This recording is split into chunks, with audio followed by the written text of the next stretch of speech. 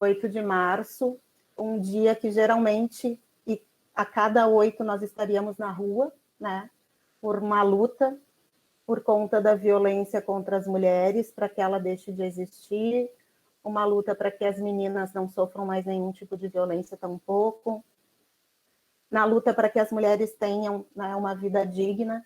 Com certeza nós estaríamos na luta hoje, porque hoje é um dia de luta, mas também é um dia de luto, né? Então, por todas as mulheres que nos antecederam, por essas que estão aqui, para que as que estão por vir, né, possam ter um mundo melhor.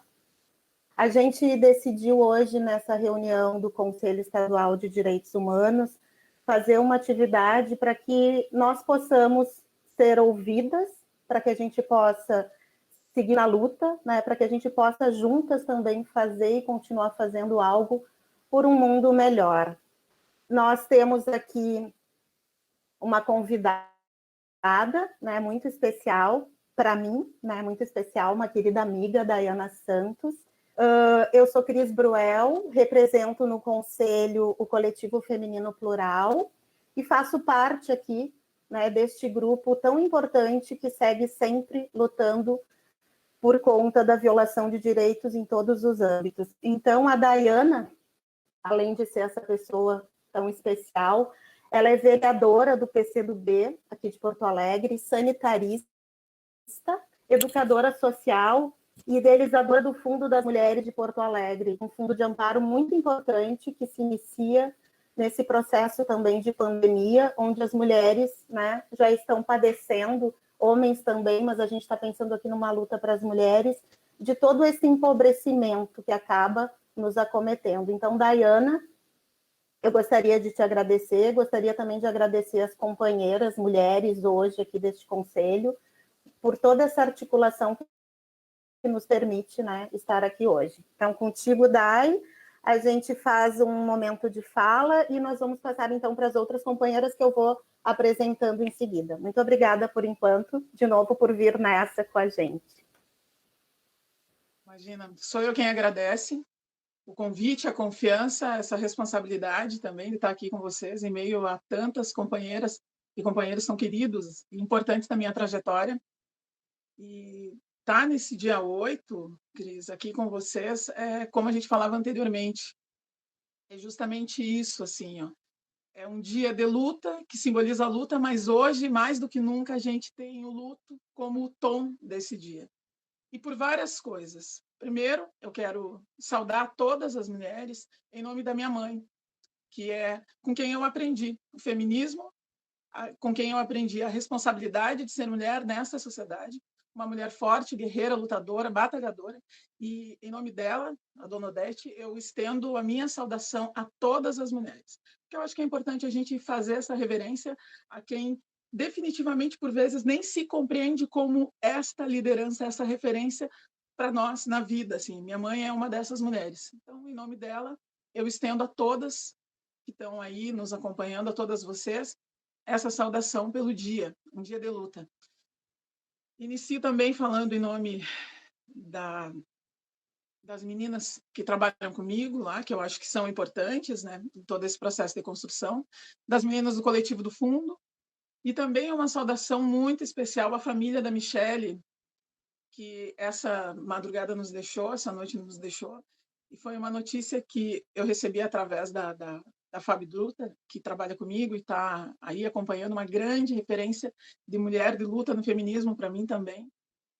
E deixo essa saudação muito especial à filha dela, que é o segmento, a sequência, né, desse trabalho todo, porque é difícil a gente ver pessoas tão próximas e tão semelhantes àquilo que a gente acredita, e é parte nossa, né, Cris? Um momento tão difícil, tão duro como está sendo este. Bom, feitas as saudações e estendo isso a todas as demais debatedoras, ao conselho, enfim, é importantíssimo a gente estar aqui junto hoje. Quando eu recebi esse convite, eu fiquei pensando muito nas possibilidades que a gente tem de encontro agora, uma vez que tudo que a gente tem feito está sendo de modo virtual. E a primeira coisa que me passou pela cabeça, considerando o nome do tema, que foi a luta das mulheres, com que rede contamos. Eu fiquei pensando justamente nas mulheres que precisam dessa rede, com a rede que a gente, por vezes, ao decorrer da fala, vamos trazer um pouquinho mais, mas são essas as mulheres que eu considero as mulheres de periferia, as mulheres negras que deveriam estar nos ouvindo e que não conseguem, né? Então, já iniciamos com um processo muito duro de distanciamento nessa realidade que não beneficia a todos o acesso da mesma forma. Por isso é importante o espaço do Conselho Estadual de Direitos Humanos. Por isso é importante toda essa dedicação de vocês, com a abertura desses canais de diálogo, trazendo, e já coloco o meu corpo aqui, desta forma, porque gosto muito de me apresentar dessa forma. Agora estou como vereadora no PCdoB, mas eu sou uma mulher negra, lésbica, de periferia, que é forjada na luta e que se reconhece como tal para poder fazer todos esses movimentos que acredito importantes para a sociedade. Olhar para tudo isso, olhar para todo esse contexto, desta forma, me apresentando assim, é fazer a leitura dessa realidade, dessa compreensão de uma forma muito mais próxima, muito mais objetiva, muito mais real, porque é aquilo que eu vivo no cotidiano. Eu tenho, por esses dias, sentido muito isso, assim, por conta do grande número de pessoas muito próximas que vêm sofrendo com a Covid, mas não só com a Covid.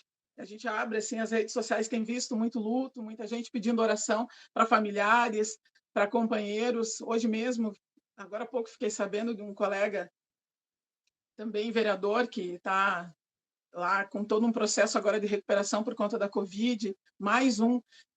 Então, acaba sendo um pouco pesado assim trazer tudo isso. Mas, enfim, do que a gente tem que falar aqui é de como a gente vai construir esse novo momento.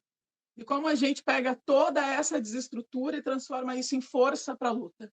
Isso eu acho que é o tom do nosso encontro. Esse é o tom das nossas ações. Pensar nisso, para mim, é muito propositivo, pelo fato de que todos os dias a gente acaba tendo, e nós, mulheres negras de periferia, principalmente, todos os dias a gente acaba tendo que ressignificar a nossa história, ressignificar toda essa desgraça estruturalmente organizada para nós, ressignificar isso em luta. Até então, eu pensava sempre que é muito difícil todos os dias ter que se colocar dessa forma, mas tenho me dado conta que não pode ser diferente. Eu há pouco via, e quando a Cris falava do fundo, me trouxe essa notícia à tona. Há pouco tempo, agora, há minutos antes de entrar aqui com vocês, eu vi que teve novamente um aumento da gasolina. E isso vai impactar no aumento do gás. O que isso tem a ver com a nossa conversa? As mulheres que eu trabalho com o fundo, Cris, as mulheres que a gente atende, essas mulheres diretamente vão ser impactadas. São essas as mulheres que agora já sofrem com desemprego, que já sofrem com a violência, com o aumento da violência.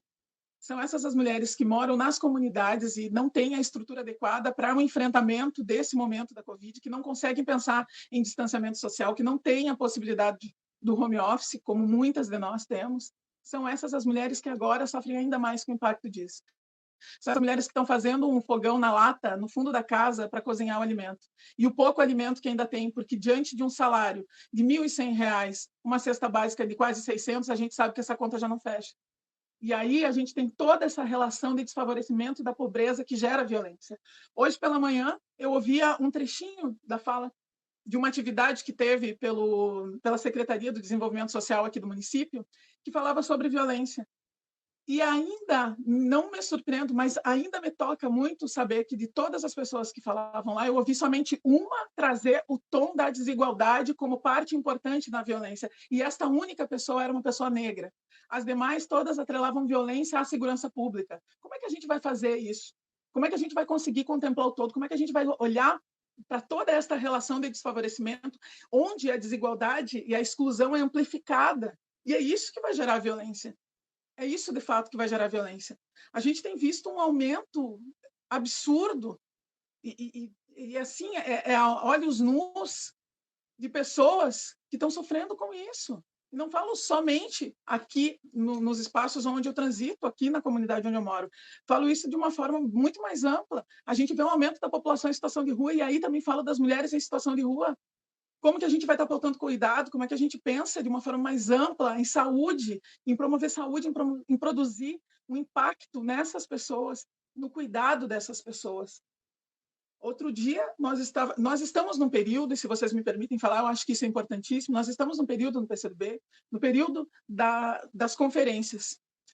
E por que eu falo isso? Por dois motivos. Primeiro, porque o nosso manifesto ele fala que todo dia é uma luta, todo dia é uma esperança. E está corretíssimo quando fala isso. Porque a vida das mulheres está assim. Todos os dias uma luta e todos os dias uma esperança. A esperança de que tudo se renove, a esperança de que tudo dê certo, a esperança de se manter viva, a esperança de colocar comida na mesa, a esperança de não sofrer violência, a esperança como uma forma muito mais ampla da vida, é o direito à vida. É isso, para ir ao enfrentamento. Mas eu trago isso também porque ouvia a Jussara Coni falando e ela trouxe de uma forma muito lúcida, muito sábia, que a centralidade é a vida. A centralidade é a vida. E como que a gente pensa a vida nesse contexto tão desolador, com essa desesperança toda que nos coloca a ponto de sequer conseguir rebater essas questões. E por que eu falo isso? Porque a informação também é um fator primordial nisso. Se a gente não consegue democratizar essa informação e levar isso a todos os cantos, aos espaços mais remotos, a gente já está falhando. Porque, em definitivo, quem mais sofre, e é isso por isso que falava no início aqui das mulheres que deveriam participar conosco desses espaços e não estão, são as que mais precisam e são as que menos conseguem ter acesso. Como que a gente vai fazer isso? Para combater essa violência e para pensar em toda uma relação de autonomia, de protagonismo, de geração de renda, para pensar em tudo isso, porque é necessário que a gente olhe desta forma. São tantos os elementos que permeiam esse momento e que me tomam, e por isso me coloco dessa maneira aqui, que parece que, por vezes, a fala nem é tão encontrada, assim, parece que veio um pouco desencontrada, mas é disso que se fala, é do todo, é dessa realidade que está nos matando. São quase 300 mil mortes no país, são quase 300 mil famílias deste grande contingente de pessoas, grande maioria as mulheres que estão aí cuidando, prestando o seu serviço, são a maioria na linha de frente, mas também são a maioria que choram. Eu sempre trago isso e também falo dessa relação muito perversa da violência gerada nos espaços onde os negros e as negras são os que mais sofrem. Aliás, quando se dá o tom da desigualdade como algo que está assolando todo mundo, quando se fala em organização econômica diante da relação da vida como uma prioridade, a gente está falando das mulheres negras, dos homens negros, das crianças e dos jovens negros, que estão sofrendo diretamente com isso, porque são os últimos a serem olhados. Quando a gente vê o movimento todo em torno da violência, o aumento da violência, os jovens negros mortos, as balas perdidas nunca são perdidas. A gente sabe muito bem quem são os alvos reais nisso tudo. Mas como que a gente consegue esperançar um novo momento? Como é que a gente consegue pensar em políticas públicas para as mulheres? E aqui no estado a gente tem um bom exemplo, o governo Tarso, que tinha toda uma estrutura, e agora? De um tempo para cá que nós não temos absolutamente nada. Porto Alegre não tem sequer um espaço institucionalizado para fazer o recebimento de uma casa que receba essas mulheres vítimas de violência. Nós tivemos no prédio dos direitos humanos totalmente negligenciado, abandonado. Como é que a gente pensa em cuidado neste período, nesse que é o período mais crítico, atrelando ainda essa pandemia duríssima com todo mundo, mas com aqueles que já estão sendo vulnerabilizados. A palavra é essa. Não são os vulneráveis, são os vulnerabilizados por toda essa conjuntura. Como que a gente vai estar ofertando, sendo que aqui é a capital do estado, ofertando cuidado? Não se consegue. Ainda, e que o nuance está aqui presente pela Raquel, chegamos lá, Raquel, e o núcleo LGBT fechado, as portas fechadas. Quando questionamos, nos disseram: é porque a gente está sem coordenação. Que respeito é esse com as nossas vidas? Que respeito é esse com a diversidade, com a pluralidade que constrói essa sociedade? Nenhum, definitivamente nenhum. Quando a gente pensa em tudo isso, e meninas, eu sei que eu abro, porque, enfim, nós vamos ter mais intervenções, mas eu quero falar dessa discriminação contra nós, mulheres negras, indígenas, as camponesas, as sem-teto, as moradoras de rua, as ciganas, sabe? Toda essa população que sempre é vista como as minorias, as ditas minorias. Essa discriminação que está violando cotidianamente os nossos direitos, mas que está nos matando. Como que a gente vai propor cuidado? Como que a gente vai, em definitivo, trazer para essas mulheres que eu me coloco junto delas? Como que a gente vai trazer o esperançar de um novo momento e pensar em políticas que venham a minimizar esse impacto genocida de toda essa construção que não olha para a gente diante de um ministério que quem conduz é a Damares, com todas essas forças do mal em torno dela, que sequer conseguiram priorizar as nossas vidas comprando vacina, sabe? É toda uma conjuntura. Não existe a possibilidade da gente não ter esses rompantes. Eu não consigo me colocar seja em qualquer espaço se não for dessa forma, porque é a indignação que vai fazer com que a gente se mobilize. Todos os dias é um problema que vem do aumento da gasolina à fome, e está tudo imbricado, que vem da violência das mulheres que agora estão trabalhando em casa, aquelas que estão morando na rua, que não conseguem pagar o aluguel, estão indo para a rua. Que cuidado é este numa cidade, e falo agora especificamente de Porto Alegre, que fechou 11 unidades de saúde, que não consegue reabrir as últimas 4 e ainda culpa o gestor anterior? De quem é essa responsabilidade? Como é que a gente faz esse movimento de responsabilizar quem realmente deve? Não é a indignação que tem que dar o tom? Com 500 profissionais da saúde que foram demitidos e a saúde num colapso. E a gente à beira da morte, constantemente. É disso que a gente está falando. Olhar para esse todo é olhar para a saúde, olhar para a dignidade humana. Porque não existe saúde onde tem fome, não existe saúde onde tem a violência. E se essa violência ela é promovida, provocada por uma falha do Estado, aí a gente tem um erro gravíssimo em tudo isso. Aí a gente tem o pior dos cenários e o mais devastador de todos. Mas ainda assim, acho que devemos continuar esperançando um novo momento. Assim, nos unindo, nos fortalecendo, parando quando necessário, parando sim quando necessário, mas nos utilizando desta capacidade crítica de questionamento e principalmente da informação para que a gente possa criar maneiras, mecanismos de enfrentamentos reais, com autonomia dessa mulherada, antagonismo delas, autonomia financeira. Não existe avanço enquanto uma de nós estiver passando fome. Para mim, é isso que me move, é isso que faz com que eu tenha esse desejo de transformação constante e acredite, porque é possível. É possível. O que acontece é que as mulheres nos espaços de poder são pouquíssimas ainda, nós somos muito poucas. Nos espaços de decisão, muito menos. Então, tudo isso, quando chega diante dos nossos olhos, parece muito distante, porque historicamente fomos colocadas nessa condição. Mas acho que a gente precisa, deve e tem feito muito para modificar esse cenário.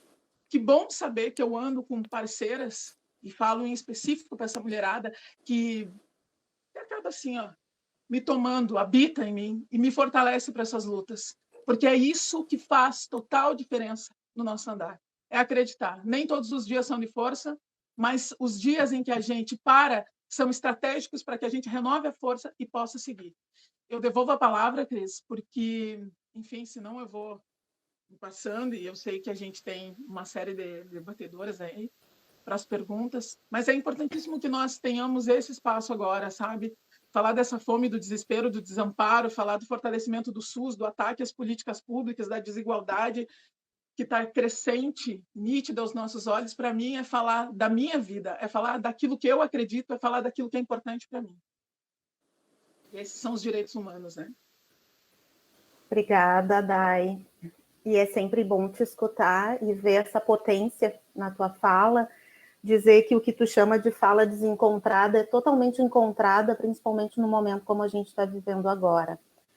E nós precisaríamos, com certeza, de muito tempo para dar conta de todas as nossas demandas, mas a gente usa os tempos que a gente tem. Então, eu vou passar a fala para a Sandra. A Sandra Maciel é companheira também, né, de luta. Ela é coordenadora de Maria Mulher, que é uma organização de mulheres negras, professora de língua portuguesa, feminista e militante antirracista.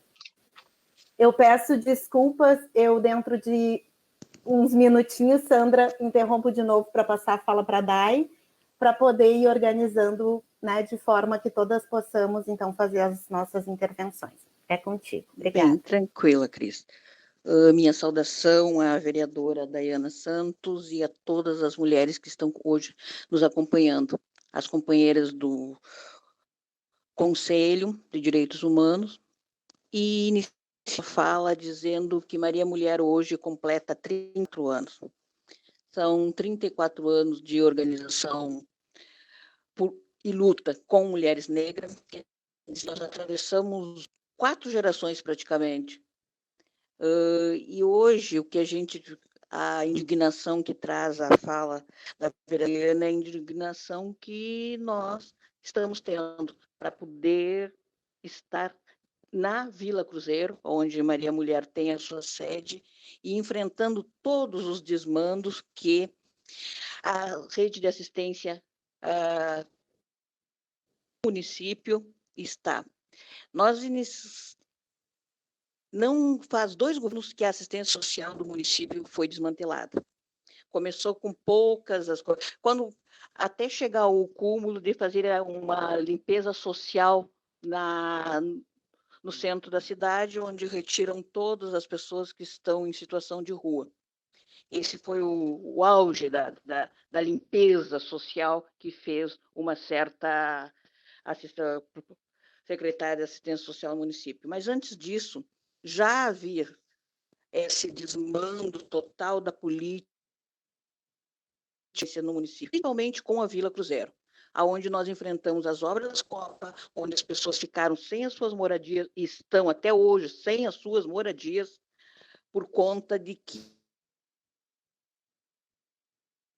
agora no último ano tivemos ainda a questão dos postos de saúde fechados. Nós tivemos lá o posto de saúde Santa Teresa, o posto da Vila Tronco e o CRAS Glória, Cruzeiro e Cristal não faz mais atendimento. Cada vez que uma família precisa desse atendimento, o CRAS está num lugar, está no outro. Então, esse desmantelamento da política social do município, ele não veio com a pandemia, mas com a pandemia explodiu.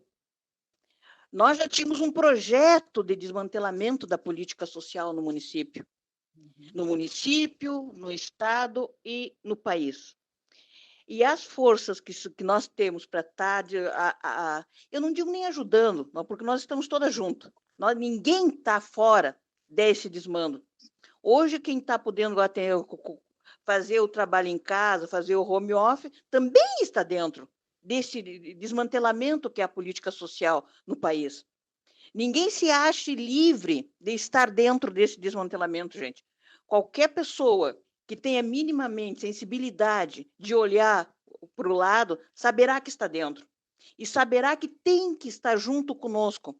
Não somos só nós, não, Daiana. As mulheres negras que temos que estar indignada, tirando força não se sabe de onde. Todas as pessoas que hoje têm um prato de comida têm que estar nessa luta. Essa não é uma luta de nossa. Há quanto tempo chama as mulheres? Mulher negra é guerreira, mas há quanto tempo nós carregamos esse país no lombo? Não existe uma pedra nesse país que não tenha sido construída pelas nossas mãos, pela nossa força. Os nossos passos vêm de longe. Então, nesse momento terrível, é um momento absolutamente terrível. Se todas as pessoas que estão nos escutando, e nós que somos companheiros dentro dos colegiados, dentro dos conselhos, não enxergarmos que essa é uma luta de todos. Não é a luta da sinhazinha que perdeu a sua empregada doméstica, que hoje ela não pode pagar. Não. Essa é uma luta de todas as pessoas que têm minimamente uma sensibilidade de que a vida é importante. E não é a minha vida. A minha vida pode ser... Mas no momento que a minha vida não está aqui para conversar com vocês, vai faltar alguma informação, vai faltar alguma coisa. No momento que a vida da Daiana não está lá na Câmara fazendo essa defesa, vai faltar alguma coisa. Então, é nesse sentido que eu acho que a gente tem que estar conversando, que essa é uma luta de todas nós, não é uma luta só das mulheres que sempre estiveram aí na frente com a falta de tudo, é uma luta de todas as pessoas que hoje podem estar aqui no seu home office, com os seus instrumentos de comunicação, podendo se comunicar. Assumam essa luta. Obrigada. Obrigada, companheira Sandra. Dai, se tu quiseres comentar em seguida da tua fala, de novo eu falo com a Cibele também, para que ela possa fazer aqui um acréscimo nesse momento com a gente. Achei importantíssimo isso que foi muito bem colocado aqui pela nossa companheira. E falando já também, parabenizo Maria Mulher, também saúdo aqui Maria da Conceição, que é uma grande referência para mim, desde sempre, uma mulher que eu admiro muito, e que bom ter essa possibilidade de estar aqui, de certa forma, com vocês nessa data tão especial, que significa tanto, que simboliza tanto, principalmente para todas as mulheres negras que são contempladas com o trabalho, um trabalho tão generoso, tão dedicado, que a instituição ela acaba prestando a toda a comunidade, promovendo um impacto que é um impacto real nessas estruturas, fazendo com que essa mulherada tenha possibilidade de ali no horizonte colocar uma outra perspectiva de vida. Eu me recordo muito que há pouco tempo atrás, no final do ano, eu tive na comunidade ali na Pantanal e encontrei uma senhora com um filho que é atendida por Maria Mulher. E ela, enfim, entre outras coisas que nós estávamos conversando, ela me falou: Maria Mulher me segurou no momento que eu muito precisei. Meus filhos cresceram aqui no entorno e agora tenho só um que é adolescente, 12, 13 anos. E ela falando muito carinhosa, assim, muito feliz pelo fato da instituição ser tão próxima. E quando eu digo próxima, não é a estrutura física, são as pessoas se colocarem muito à disposição sempre. Ela dizendo, foi fundamental para mim aqui, porque teve vezes que a gente não tinha nem um arroz, teve vezes que a gente não tinha uma palavra. Isso me chamou muita atenção. Fazer este comparativo do acolhimento, do afeto, como um alimento, né? É isso, desse cuidado de vocês. Então, parabenizo mais uma vez a instituição por esse trabalho. Eu não tenho muito o que repassar, Cris, aqui, mas eu acho que é importante a gente falar do acúmulo das opressões, que é essa intersecção que está aí, declarada para as mulheres negras. E quando a gente fala de toda essa construção de sociedade, muito bem trazida aqui, minha parceira, quando a gente fala justamente disso, não existe uma pedra que não tenha sido colocada pela mão preta, é essa mesma mão preta que até hoje é escravizada, só que agora de uma outra forma, por toda essa organização capitalista que vai, e ainda assim escravizada também, me lembro agora de todos esses casos das mulheres análogas à escravidão, crianças.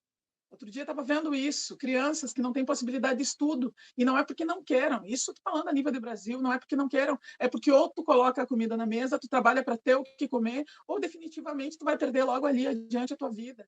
E daí a gente pode pensar em várias outras relações, mas dessa estrutura muito violenta conosco. E com as mulheres indígenas também, eu acho que a gente tem uma estrutura de país que foi montada, organizada, estruturada para esconder quem somos nós, a potência dessa mulherada preta, e que nos coloca diante desse processo de higienização social, dessa limpeza social, e também de uma ideia de limpeza étnica muito distante de uma realidade de protagonismo. Hoje, quando nós pouquíssimas chegamos à frente disso, primeiro somos desqualificadas ao extremo, somos desencorajadas também, mas quando conseguimos uma ou outra puxar essas parceiras, sempre tem algo para nos confrontar.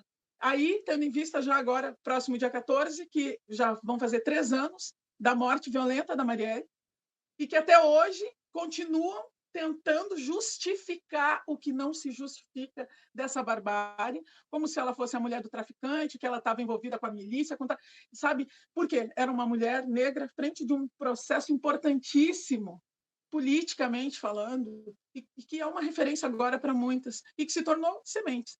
Então, pensar na intersecção de todo esse acúmulo, dessas opressões que cotidianamente nos matam, eu sempre falo isso, sabe, Cris? Não é só pensar na morte iminente, é pensar nas possibilidades que são retiradas de nós, a partir do momento que a gente não tem outra saída que não seja fazer aquilo.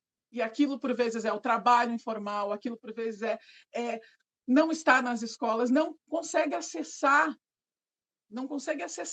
não é nem consegue dar continuidade, não consegue acessar. É a gravidez na adolescência pela falta da informação, é a violência sexual. E é o conjunto do todo que vai nos matando as possibilidades, os sonhos de avanço. Então, acho que são fundamentais as instituições como Maria Mulher, nesses espaços, que criam esta ponte entre esse abismo da desigualdade e outras possibilidades reais de avanço. Obrigada, Dai. Quase fico sem fôlego aqui te escutando e ouvindo a Sandra. Que importante isso de pensar que chega de atribuir a uma parcela das mulheres essa luta que é de todo mundo, de todas as pessoas, né? Não existe mulheres para fazer essa luta continuar.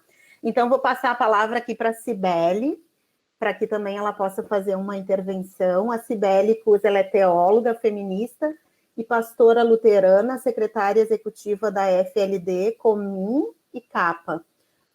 Então, Cibele, contigo também, né? Vou fazer o papel aqui de marcar o tempo, logo a gente passa para a Dayana de novo, e por último a gente chama a Raquel para também poder fazer uma intervenção. Obrigada por enquanto, Sandra. Boa tarde, companheiras. Boa tarde, Dayana. É uma energia revolucionária que você compartilha com a gente, porque a indignação é o tom mesmo. Essa tua afirmação, ela é a informação que movimenta essa luta. E eu gostaria de também trazer aqui algo que a Yassandra Lee de Oxum hoje de manhã disse, que a nossa fé é matricentrada. E eu estava lembrando também, na Marcha das Margaridas, em 2019, naquele período em que Bolsonaro e seus fundamentalistas afirmaram que indicariam, então, um ministro terrivelmente evangélico, e nós, mulheres evangélicas, fizemos uma campanha, nós somos terrivelmente evangélicas e feministas, como formas muito concretas de enfrentar, né, o fundamentalismo religioso, que se articula com outros fundamentalismos e que é muito evidente, cujo objetivo é fazer um esvaziamento do Estado, né, tornar o Estado um Estado mínimo, ampliar suas capacidades, então, de, através de uma pauta de costumes, essa expressão horrorosa, mas que, de uma certa forma, ainda dá conta, né, dessa construção da moral, da moralidade, do moralismo, né, essa construção também que é uma construção antirracista, né, e que é uma construção extremamente racista, né, que é uma construção extremamente LGBTfóbica, né, contra direitos sexuais, reprodutivos, orientação sexual, modelo de família. E essa articulação ela tem mostrado um movimento muito crescente na sociedade brasileira, né? E as pessoas estão sentindo isso mais perto, né? Os fundamentalismos eles estão sendo sentidos. E eu fiquei pensando muito em te perguntar, e quero te perguntar, Dayana, nessa experiência aí de uma mandata como uma mulher negra e lésbica, como tu tens sentido, né, a articulação das forças fundamentalistas e principalmente o fundamentalismo religioso nessa experiência como vereadora, né? Nesse teu mandato agora, que é um mandato coletivo, que é um mandato posicionado, né? E como tu está sentindo isso e como também tu tens percebido a força do fundamentalismo religioso nas políticas públicas aqui do município, pensando na questão que envolve a vacinação, todo esse movimento anti-vacina, essa perspectiva que a fé imuniza, inclusive nós criamos uma campanha, a fé não imuniza, né? E o processo todo desse negacionismo, né, que é tão alimentado por um fundamentalismo religioso muito bem articulado, muito bem construído, muito bem, né, articulado aí com outras estruturas de fundamentalismo. Né? Obrigada, Cibele. Dai, Sabe, de Cibele, novo. toco direto. Cibele, sabe que essa é uma das articulações das organizações, assim, ó, que logo de imediato, quando se adentra aquele espaço, se sente. Não é nem se observa, é se sente. Pela maneira como... Na verdade, o espaço em si, ele não é ele é um espaço hostil a tudo que é diferente deles. É isso. É extremamente hostil. Quando eu chego lá, e eu não chego diferente daquilo que sou em todos os espaços, em todos os lugares, porque é isso que me molda, e é isso que faz com que, inclusive, eu esteja lá hoje, com a cara do povo, sem vir permeada daquela articulação de uma forma... Estou tentando achar a palavra aqui para não me desabonar, mas dessas maneiras bem obscuras de tratativas para poder manter o poder, o lugar, sabe? Quando a gente chega lá assim, com esta cara, falando desta forma, carregando uma multidão junto, porque é isso, quando fala que é um mandato, é uma mandata coletiva, é porque é de porta aberta mesmo, é porque a gente busca alternar aquilo que precisa ser institucional e, de fato, é necessário atender a alguns protocolos, mas com a realidade da população, com aquilo que o povo definitivamente precisa e está clamando. E aí é que se observa, Cibele, a forma como o negacionismo, o conservadorismo, a LGBTfobia e todas as outras formas de manutenção de poder, como elas operam diante dos nossos corpos. Aí a gente compreende muito bem agora, o momento que Porto Alegre está vivendo. O negacionismo levou a isso. O negacionismo levou a justamente ao fato da gente estar dessa maneira tão caótica, com um colapso no sistema de saúde, mas principalmente com o desespero, porque o que está acontecendo aqui é isso, não tem outra forma da gente fazer a leitura, é desesperador. Por quê? Porque, em definitivo, no momento em que poderíamos estar promovendo algum impacto através das políticas públicas, dessa organização, dessa articulação, e aí é sempre isso, parece que é 26-10, 26-10, 26-10, porque é isso, somos nós 10 batendo contra 26, que cada um traz ali muito bem organizado, e é isso, a articulação que foi feita anterior, inclusive, a gente entrar na Câmara, é o que leva eles até lá. É o que leva, inclusive, ao prefeito a ser prefeito. É o que faz toda essa organização política, né? Então, a gente compreende muito bem por que eles estão lá e por que tem tanta força. A narrativa, Cibele, é a narrativa que chega nas comunidades, nesses espaços mais distantes, que é isso que eu sempre digo, é onde a gente tem que estar, chega através das igrejas. E chega através... E não estou aqui fazendo juízo de valor, não é isso, mas é que consegue chegar nesse espaço e ganha força. E quando nós nos colocamos lá, nós somos demonizados, porque quando olham para mim, independente de eu ser uma mulher de religião de matriz africana ou não, pelo meu biotipo, eu sou uma mulher negra, eu uso um turbante, certamente eu sou macumbeira. É isso, nos colocam nessa condição, demonizam os nossos corpos, não é nem a nossa religião, demonizam os nossos corpos, demonizam tudo aquilo que é diferente, para poder manter. Isso, para mim, é uma forma muito lúcida, inclusive, de manutenção de poder, utilizando da fé das pessoas, utilizando da esperança das pessoas, porque em alguns espaços que a gente transita, agora não tanto por conta da bandeira preta, mas em alguns espaços que se transita por conta do trabalho, se observa isso. As pessoas não conseguem ter elementos para questionar, para criticar essa situação. É o que foi dito, é a reprodução daquilo que o pastor, normalmente é isso, né? E ainda tem a figura masculina, que isso me chama muita atenção, Cibele. É sempre a figura masculina central.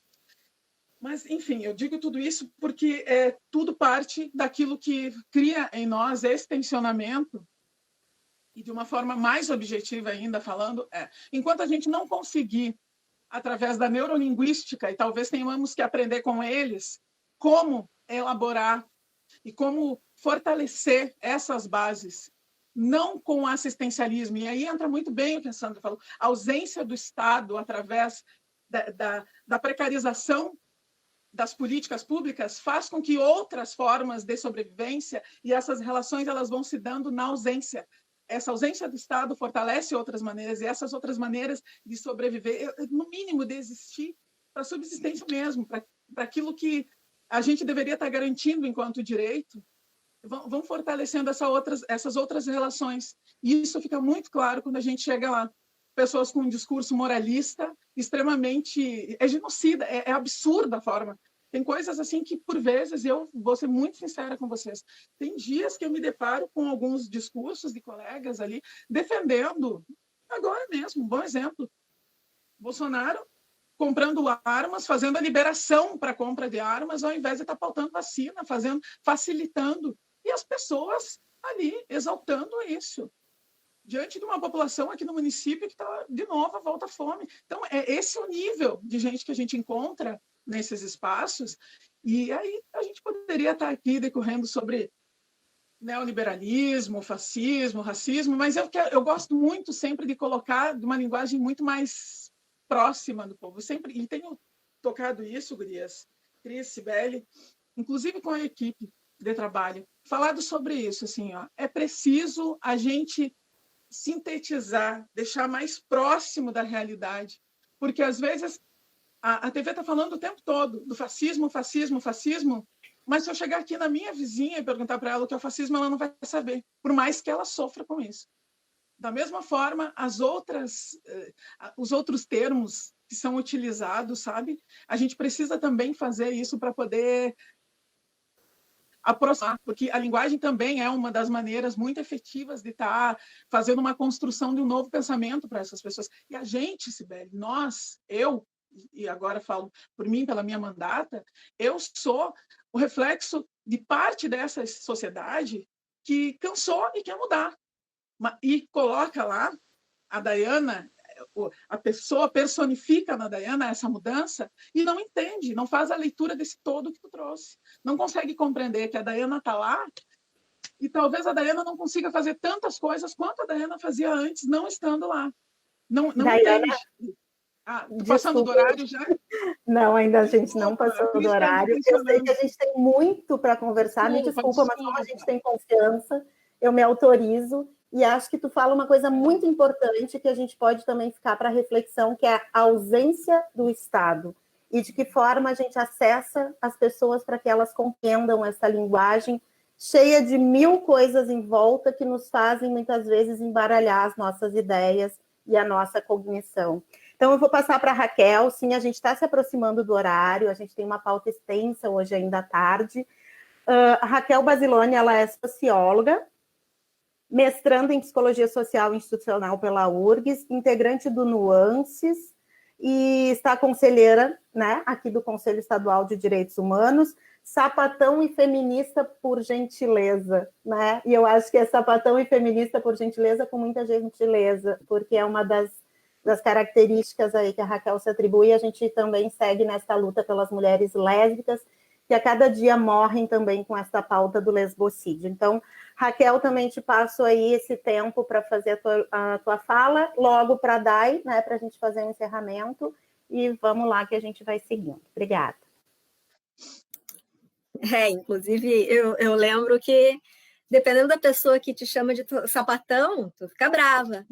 E tu fala, sapatão, sim, senhor, ou sim, senhora, né? E aí tu pega e ressignifica isso e dá importância para essa maneira de verbalizar uma orientação sexual. Então, antes de falar um pouquinho e fazer as minhas considerações, para ter a honra de dialogar com a Dayana, eu quero saudar as colegas, né? Que é um prazer enorme estar aqui fazendo esse diálogo com a Sandra, com a Cris, com a Cibele e com a fala da Dayana, né? Muito importante tu estar vindo aqui conversar conosco. Então, quando eu pensei em nós fazermos essa conversa sobre redes, eu penso, primeira coisa, que a gente precisa muito das redes para levar o trabalho adiante, né? Sem isso, a gente não consegue continuar.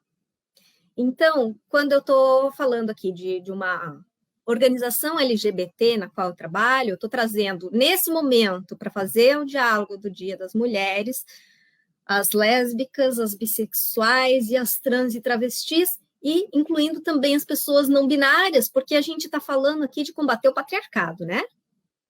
Os feminismos falam disso. E tem muitos temas que vão atravessar os direitos das mulheres, porque é uma pluralidade, inclusive, de existências e de maneiras de ser mulher. E muitas opressões que atravessam também, né? Como a própria Dayana estava falando, e isso surgiu de várias maneiras nas falas.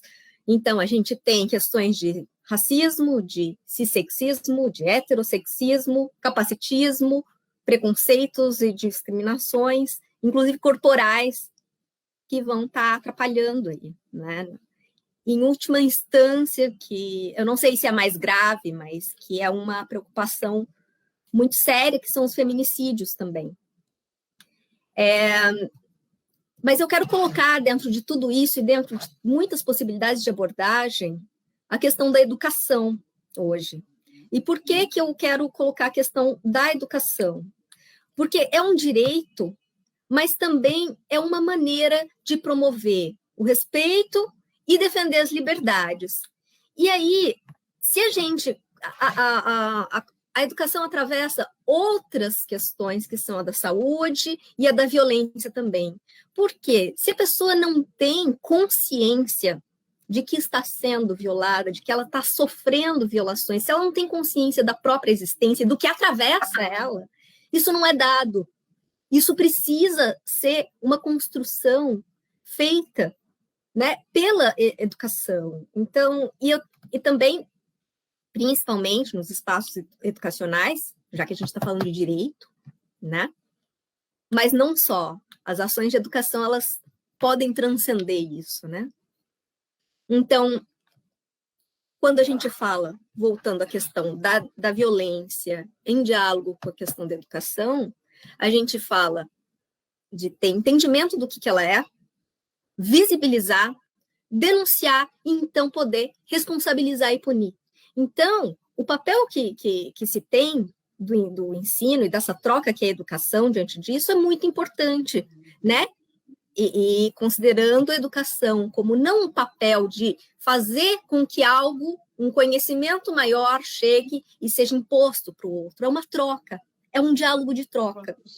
E aí dentro dessa troca, eu vou enfatizar as questões de gênero e de sexualidade, e que estão sendo atacadas, estão sendo ultimamente completamente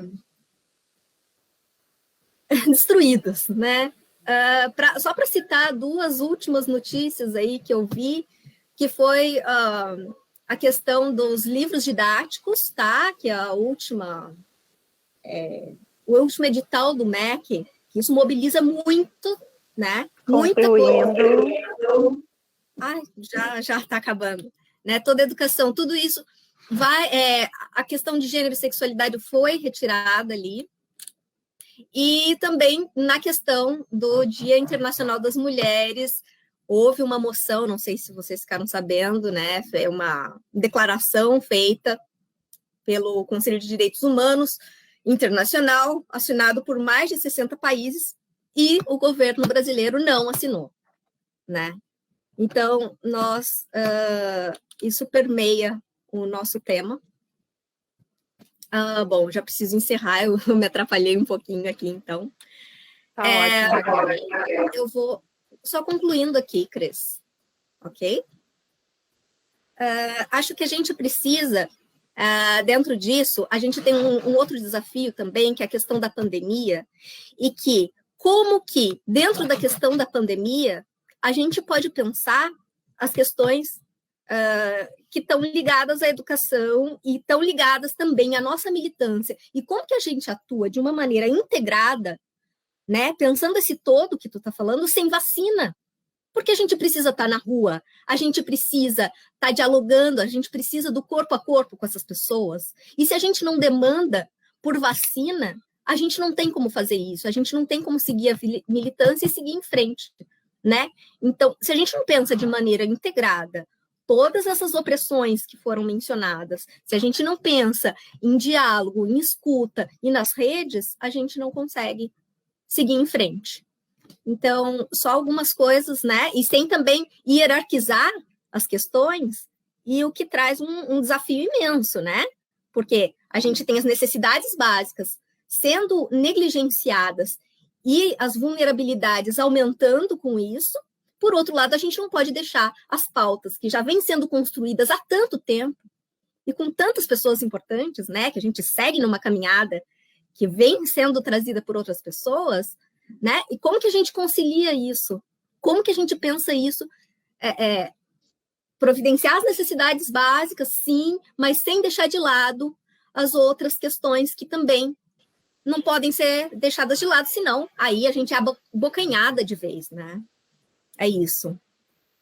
Obrigada, companheira Raquel. Tem algum microfone aberto, mas eu já vou passar direto para ti, Dayana. A gente está chegando no final, que nunca é o final, né? Mas para que tu possa contemplar um pouco a questão que a Raquel traz, da educação tão importante, a população LGBTQIA+, e logo, então, a gente faz o encerramento. Muito obrigada, por enquanto, a todas as debatedoras. Raquel, o que tu traz da integralidade é fundamental. E eu penso que são vários elementos. Primeiro de tudo, uma grande cortina de fumaça que é colocada, e uma cortina de fumaça que está nos matando, para desviar da real estrutura desse projeto, que é um projeto que está beneficiando a bem poucos, e aí fala diretamente da construção dessa relação perversa, assim, ó, do governo com aquilo que ele prioriza. A gente tem visto isso, que essa mobilização ela se dá muito maior enquanto a gente não consegue estar na rua, e se a gente não está na rua por falta de vacina, e a vacina não está aqui por conta desta vontade política, a gente nota que está tudo junto aí. Então, está tudo muito amarrado. Difícil é a gente não parecer que está dentro de uma grande conspiração, assim, para explicar isso para as pessoas, para poder conseguir levar isso a outros espaços para debater, considerando que há muito tempo a estrutura da educação, e não só da educação, falou aí a educação, a cultura, o esporte, inclusive as relações de lazer, que a gente sempre fala esporte, lazer, elas não são mais prioritárias, elas não são beneficiadas para essa população que está ali, ó, o assalariado mesmo, aquele que está no corre do dia, não é visto. E aí, quando a gente vai falar dessa estrutura da sociedade, da construção da sociedade, que as mulheres negras estão aqui, né? A gente bem sabe quem vem acima de nós, pensa na comunidade toda que ia mais aqui, né? Então, pensar nisso enquanto um corpo negro, um corpo negro trans, um corpo lésbico, um corpo que já sofre com essas violações aqui, a base de tudo isso, ninguém vai olhar com integralidade, Raquel. Esses movimentos vão ter que ser feitos por nós, pelas organizações como Nuances, pelas pessoas que compreendem e têm o respeito e a responsabilidade com as vidas. A gente está falando da dignidade humana. Eu estava vendo essa semana, final de semana, que teve uma denúncia. Olha, vocês vejam como é grave, fala inclusive da saúde. Teve uma denúncia que a Lei Rouanet vai ser retirada das cidades, dos estados que forem promover o lockdown. A gente está falando do cuidado com a população, em compensação eles estão retirando o benefício da cultura. Já não querem só nos matar fisicamente, querem aniquilar a possibilidade de a gente ter uma construção de um pensamento mais amplo diante dessa sociedade. Sabe, aos poucos vão tirando tudo que a gente tem. Então, olhar isso como essa grande cortina de fumaça, Raquel, que vai matando e que vai parte da construção do conservadorismo que a Cibele trouxe anteriormente, que daí vem toda esta negação das existências, não considera a pluralidade, a diversidade como parte disso. Tanto que fazem a leitura dos corpos de acordo com aquilo que é conivente. E eu te digo a mim mesmo. Te dou o meu exemplo. Chego na Câmara e uma determinada colega me questiona e fala: nossa, tu nem parece lésbica. Tu não parece. Eu falei: mas o que te parece uma pessoa lésbica? Sabe?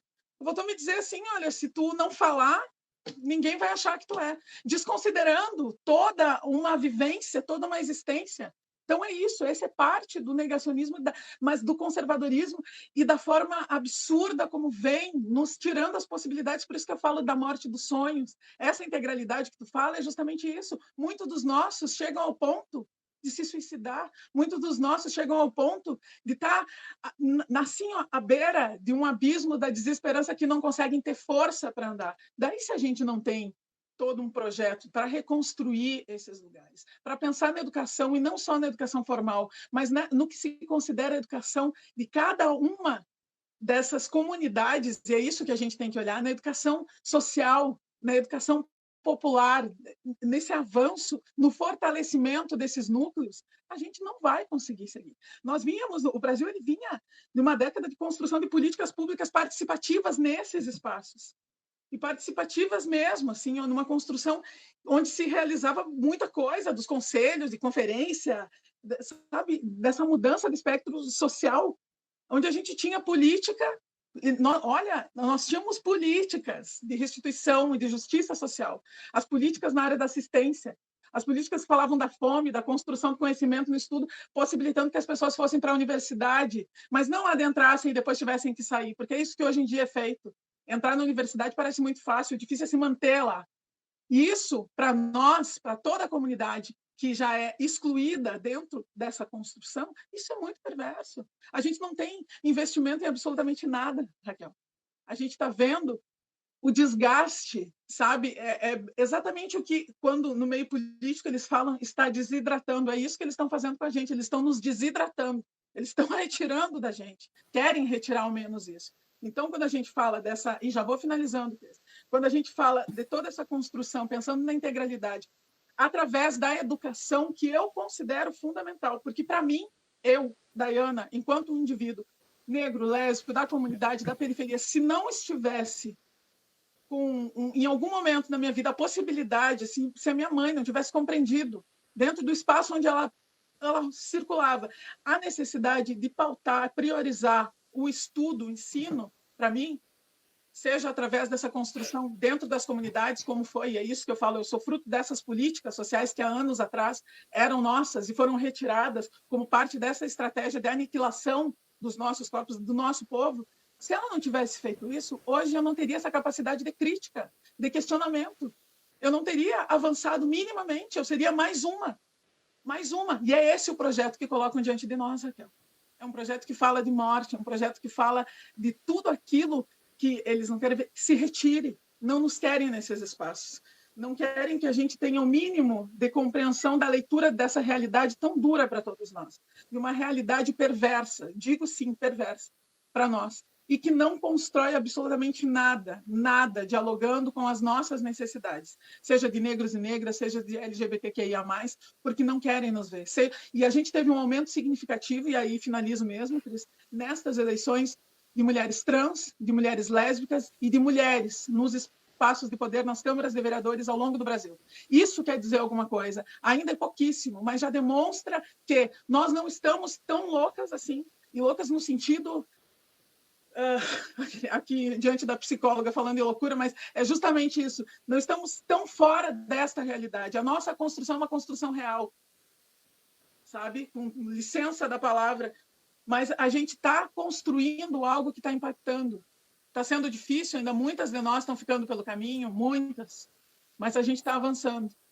E talvez o que seja de mais duro desse período, que me parece a ausência da democracia, está aí na nossa porta. E a gente vai ter que fazer essa leitura de realidade, por mais difícil que seja, pensando em construir perspectivas de mudança, autonomia e protagonismo para as nossas, mas autonomia real. Aquilo que vai ter que ser através da informação, através da formação e através da dignidade, com a comida na mesa, com todos esses movimentos e com tudo aquilo que a gente pode fazer a partir do lugar que a gente ocupa. E acho que é aí que eu finalizo. A gente precisa entender isso. É o lugar que a gente está.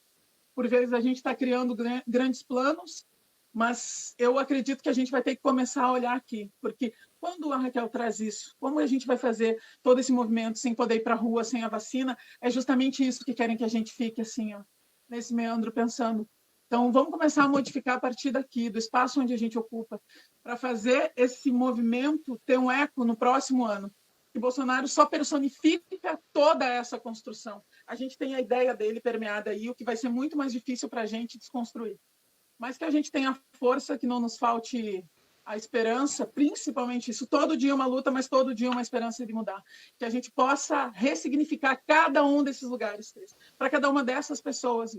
É isso que a gente precisa fazer, para que essa mulherada ela possa avançar viva, porque é viva que a gente quer seguir, viva, forte, e cheia de desejo de transformação, porque nós podemos, definitivamente. A gente sabe que sim. O que acontece é que a mão pesada dessas opressões, desse acúmulo e da violência nos tira a vida antes das possibilidades reais da gente fazer a mudança. Mas vamos lá. Agradecer o convite, agradecer o espaço, pedir desculpa por ter me passado aqui, Cris, mas eu acho que o debate é tão bom e vocês são tão generosas, são pessoas que eu gosto tanto e que me fazem sentir muita vontade, assim, ó. Fico à disposição, a minha mandata está à disposição também, porque eu acredito nisso, a gente precisa continuar construindo em conjunto. Eu não vejo outra forma. Eu sei que a gente vai, ainda vai ser duro, como disse, mas a gente vai, sim. Então, coloco não só essa mandata, mas a minha força política, pública, o meu desejo de transformação à disposição de vocês, porque eu não acredito em nenhuma outra forma que a gente de fazer esta revolução e de retirar esta ideia, esse pensamento do poder, que não seja dessa maneira. A gente tem que ter coragem. É coragem, coragem, coragem e coragem. Obrigada. Que bom começar uma tarde num 8 de março com tamanha potência. Eu te agradeço sempre, né? Tu sabe, e eu acredito muito nesse poder de transformação a partir da ação. Tu falaste da loucura, a gente está encerrando, e eu trouxe um fragmento da Nise da Silveira, essa mulher tão lutadora em prol da saúde mental das mulheres, que nós também estamos padecendo muito deste adoecimento por conta de tudo que a gente está vivendo. E ela diz assim, e tu expressa muito bem isso, Dayana. É necessário se espantar, se indignar e se contagiar de coisas boas. Só assim é possível mudar a realidade. Que a gente siga indignadas, que a gente siga se espantando e que a gente não pare nunca, nunca de lutar e acreditando na potência de cada uma e de cada um que pode se somar nessa luta para que a gente efetivamente possa mudar essa realidade. Então, eu agradeço a todo mundo que nos acompanhou aí, foi bem lindo, foi uma possibilidade de novo respirar, né, num momento em que a gente está sendo asfixiada todos os dias. Obrigada, companheiras, obrigada ao Conselho, né, em nome do Júlio e da Marina, e também que a gente possa seguir nessa construção e trazer pessoas outras vezes. Dayana, com certeza tu volta com a gente num outro momento. Obrigada, Cibele, Sandra, Raquel, por nos acompanharem também. Até mais, boa tarde para todo mundo.